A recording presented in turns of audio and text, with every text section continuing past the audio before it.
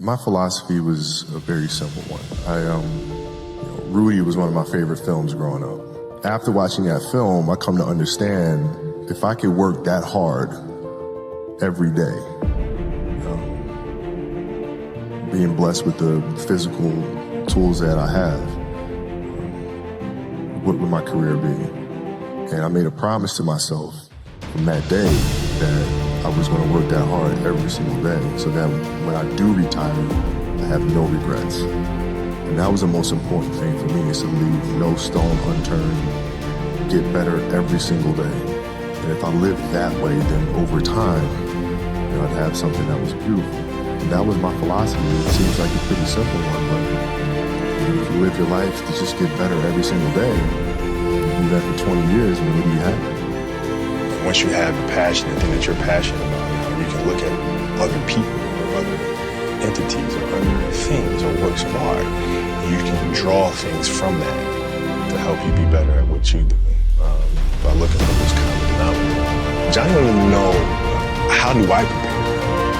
How do I prepare? How do I study? How do I view the game? How do you build your game? And my response is much like the way he builds products. Everything sequentially. Yeah, you look at this, the end result of what you want to create. In order to create that, there's so many other little things that go into this massive entity, device. It's no different than building a basketball game. You start with where you want your game to be. What would make your game most unstoppable, hard to do. And now you work backwards from there. You start building it one piece at a time, one move at a time, one counter at a time. You just got to put one foot in front of the other.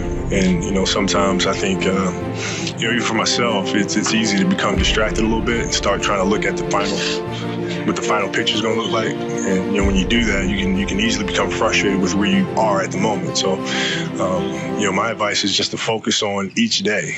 And, you have a plan in place of how you want to improve and how you want to get better. And you stick to that plan and trust the fact that, every day that you stick to the plan, it'll get you to your end result. The passion came from the love for the game. I loved everything about it, like the smell of the ball, the smell of like brand new sneakers, and like the sound the ball makes when it hits the ground, ball going through the net, like all those things I love.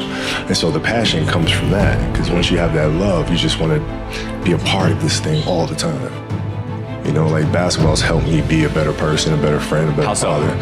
Well, because there's life lessons that are within the game, like communication, like unselfishness, like attention to detail, and empathy and compassion. Like all those things are in the game. And as an athlete, if we are aware of those things, it helps us become better human beings. Where'd you get your killer instinct from? Well, yeah, I think a lot of it had to do with isolation. Growing up over there and being the only African-American kid, not being able to speak the language, I gravitated towards the game. And in that game, you find a lot of,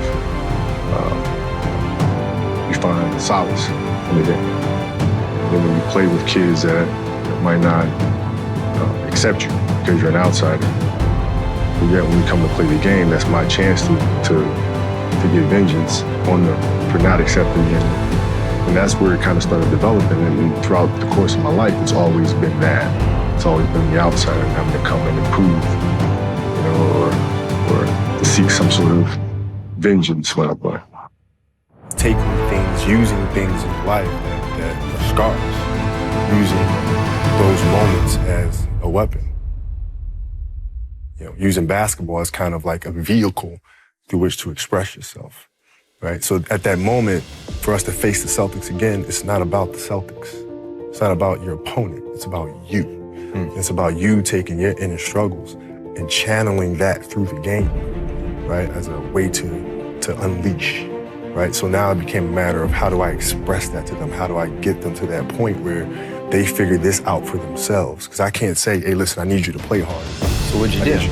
Well, I had to share my story. I had to open up to them and let them know I've dealt with things. This is the things that I use. This is how I go about focus. This is how I deal with adversity. This is how I deal with, arguing with my wife the day of the game and showing up to the game and still having that focus to be able to play. Like I used those things to open up with them. And then in turn, they were able to take those stories and make them their own.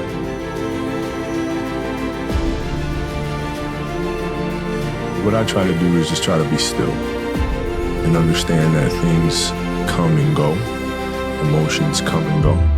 The important thing is to accept them all, to embrace them all, and then you can choose to do with them what you want versus being controlled by emotion. You know, a lot of times I've seen players, even myself, when I was younger, being consumed by a particular fear.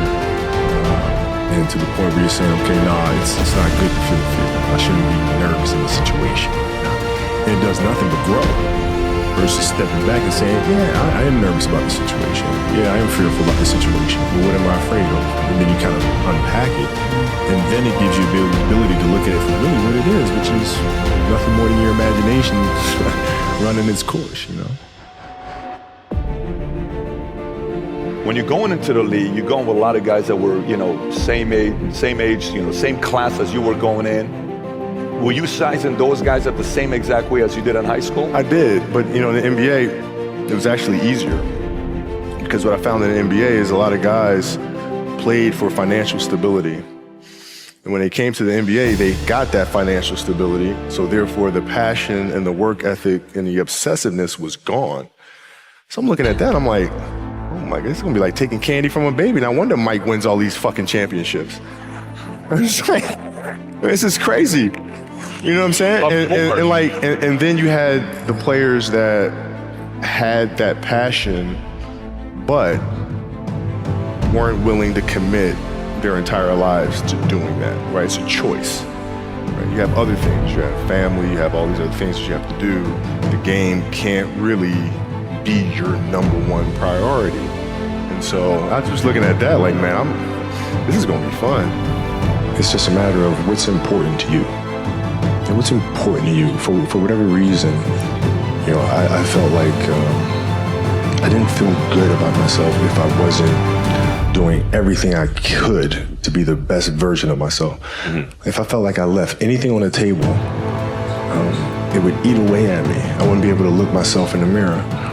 Right? So the reason why I can retire now and be completely comfortable about it, because I know that I've done everything I could to be the best basketball player I could be. Mm-hmm. And so that's where it comes from for me. You can't leave any stone unturned. I'm not one that really believe in failure. I believe you have setbacks. And you have to learn from those. You have to learn what are those landmines that can be avoided the next time. What are those pitfalls? And you have to learn from that stuff. And, so I welcome those things. It's a part of life. But are you prepared to really fail at something totally new? Like, what if you're just VC? Then I'm a VC, and then I work at it, and then I'm not a VC the next year, or whenever it happens. Yeah. Listen, my first year in the league on national TV, at 18 years old, I shot 5 straight air balls in the playoffs in front of millions of people. Yeah. I think my tolerance is pretty high. Yeah. I think I'm all right. There's a quote from one of my English teachers at Lower Merion named Mr. Fisk. He had a great quote that said, "Rest at the end, not in the middle."